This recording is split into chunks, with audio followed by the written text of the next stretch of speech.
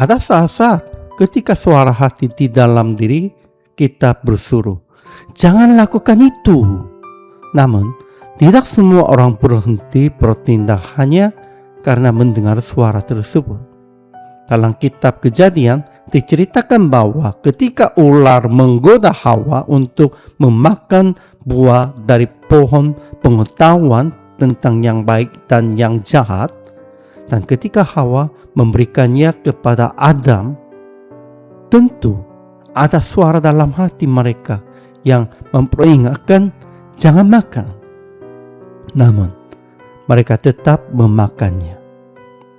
Melalui tindakan itu, dosa masuk ke dalam dunia manusia. Seandainya manusia selalu mendengar dan menaati suara hati yang diperingatkan Allah, dosa tidak akan berakar begitu dalam kehidupan manusianya.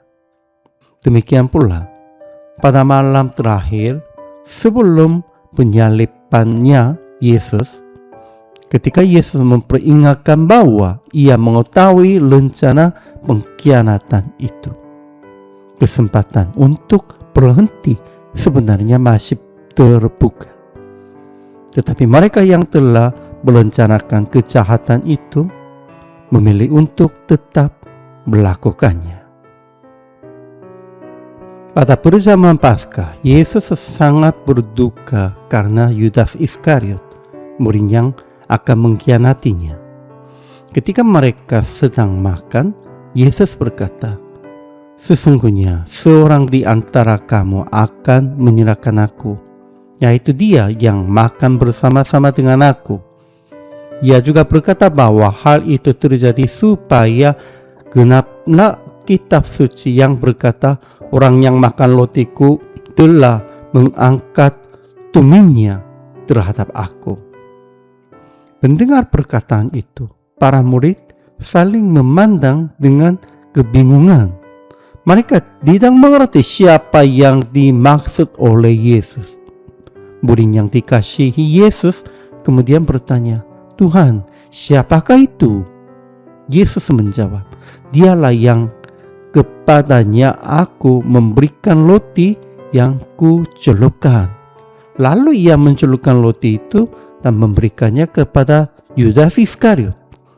Namun para murid tetap tidak memahami sepenuhnya apa yang sedang terjadi.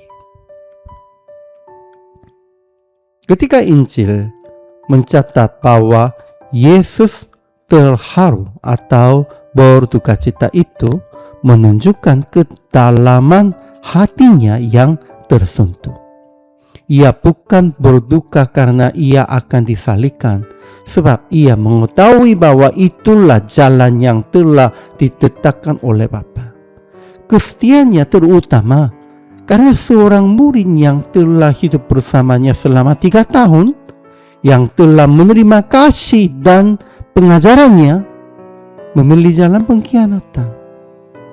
Pengalaman ini mengingatkan pada kesaksian Daud dalam Mazmur tentang sahabat yang makan bersama tetapi kemudian berbalik melawan dirinya.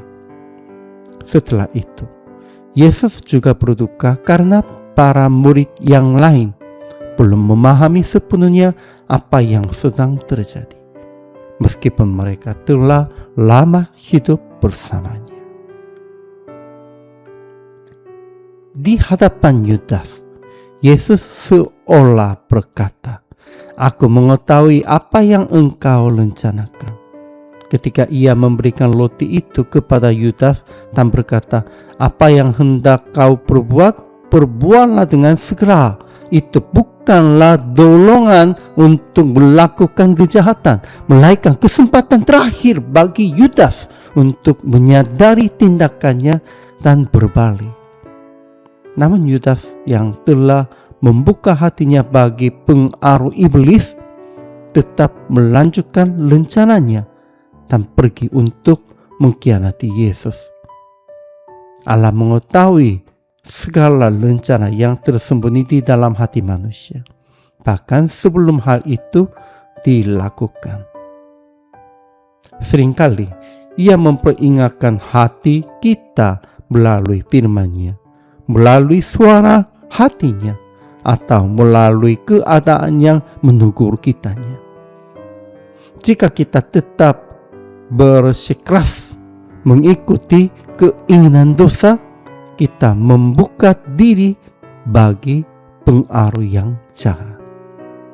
Karena itu, ketika kita menyadari dosa atau niat jahat dalam hati kita, jalan yang benar adalah segera bertobat dan menghentikan langkah tersebut.